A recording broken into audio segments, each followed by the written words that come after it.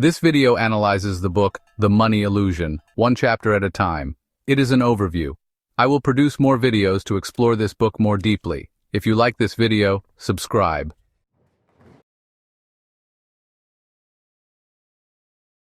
A glance at the money illusion. Fisher introduces the concept of money illusion, which is people's tendency to think of money in nominal rather than real terms. He argues that most people do not recognize that money's purchasing power changes over time.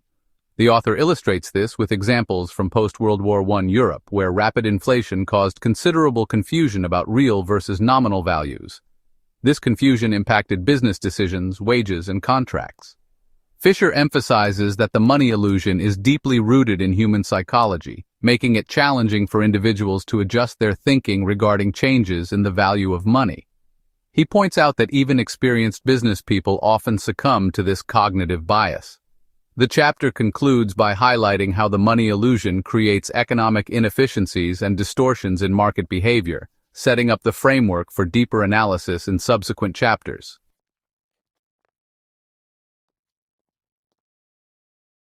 Extent of money fluctuation. Fisher emphasizes the significance of index numbers as tools for assessing changes in the purchasing power of money. He elaborates on different methods for calculating price indices and their limitations. The author presents historical data illustrating how price levels have varied, highlighting the need for dependable metrics to monitor these changes. He particularly emphasizes wholesale price indices and cost of living indices. Fisher contends that grasping index numbers is essential for economic policymaking and business decisions. He illustrates how various methods of calculating indexes can produce different outcomes and examines the most suitable approaches for diverse purposes. The chapter concludes with practical applications of index numbers in contracts and financial planning, suggesting ways to adjust for changes in purchasing power.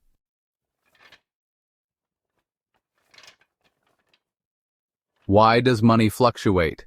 Fisher explores the connection between monetary instability and economic downturns. He provides evidence demonstrating how deflation can result in business failures and unemployment. The author examines various historical episodes of deflation and their economic ramifications, particularly emphasizing the post-World War I period. He illustrates how declining prices can heighten the real burden of debt and diminish business profits. Fisher challenges the widespread belief that stable nominal prices signify economic stability. He contends that stable nominal prices represent deflation in real terms, significantly when productivity rises. The chapter discusses how monetary instability creates uncertainty that hinders business planning and investment decisions.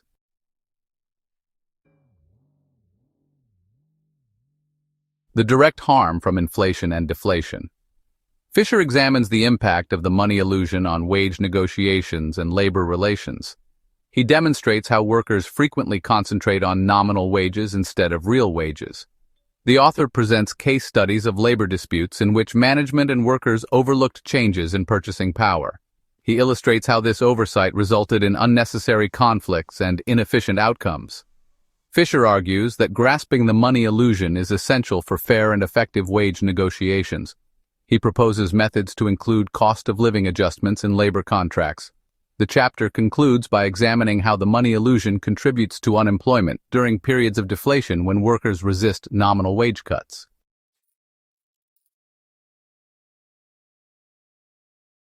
The indirect harm from inflation and deflation. Fisher examines how monetary instability impacts government finances and taxation. He illustrates how inflation functions as a hidden tax, redistributing wealth from creditors to debtors. The author analyzes how governments often turn to inflation to lessen their real debt burden, especially after wars. He demonstrates how this practice erodes public trust and economic stability. Fisher critiques the traditional fixed-rate taxation system, arguing that it fails to account for changes in money's purchasing power. He proposes reforms to make tax systems more responsive to price-level fluctuations. The chapter concludes by analyzing how monetary instability complicates government budgeting and public debt management.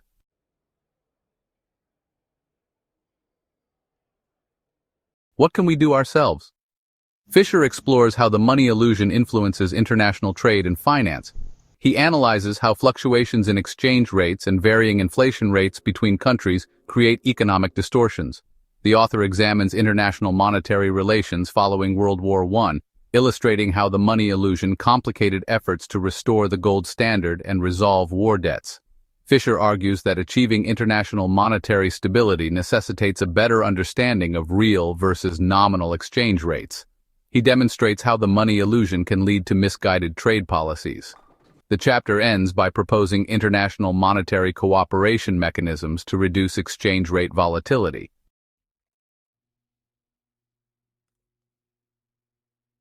What can banks do? Fisher presents potential solutions to reduce the harmful effects of the money illusion. He advocates price-level stabilization through monetary policy. The author suggests index-linked contracts and financial instruments to guard against inflation. He explains how these tools could be practically implemented. Fisher argues for improved economic education to help people grasp the difference between nominal and actual values. He recommends reforms in accounting practices to better reflect actual economic values. The chapter concludes by discussing the role of central banks in maintaining price stability.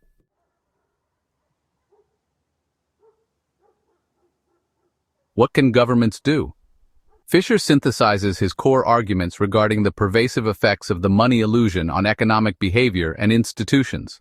The author reiterates how neglecting changes in money's purchasing power results in economic inefficiencies and inequities. He stresses the importance of considering real rather than nominal terms. Fisher presents a comprehensive reform agenda to mitigate the impact of the money illusion. This agenda includes monetary policy reforms, educational initiatives, and institutional changes. The chapter concludes by urging increased attention to the money illusion in economic policy and business practices. I will produce more videos to analyze this book more deeply. If you like this video, subscribe. Thank you for watching.